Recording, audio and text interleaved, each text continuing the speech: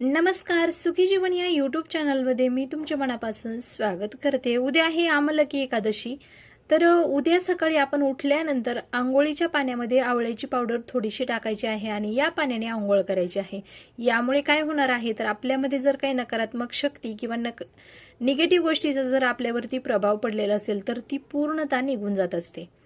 त्याचबरोबर आपण सकाळी आपली रोजची पूजा अर्चा झाल्यानंतर भगवान विष्णूंचा आणि लक्ष्मी मातेचा आशीर्वाद घेण्यासाठी विठ्ठलाच्या मंदिरामध्ये जायचं आहे आणि तिथं आपण आवळा अर्पण करायचा आहे।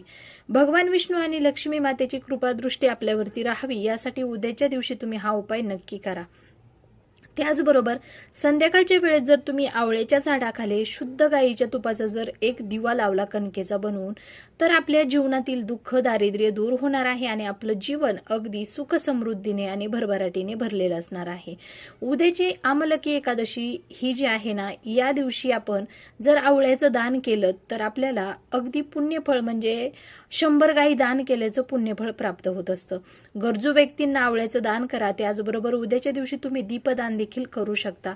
हा उपाय तुम्ही नक्की करून पहा। तुमच्या जीवनातील दुःख दारिद्र्य दूर करण्यासाठी अगदी छोटे छोटे उपाय या व्हिडिओच्या माध्यमातून या चॅनलच्या माध्यमातून तुम्हाला नक्कीच मिळत जातील। जर तुम्हाला हा व्हिडिओ जर माहिती आवडली तर व्हिडिओला लाईक करा, शेअर करा, तसेच चॅनलला सबस्क्राईब जरूर करा। तोपर्यंत सर्वांना श्री स्वामी समर्थ।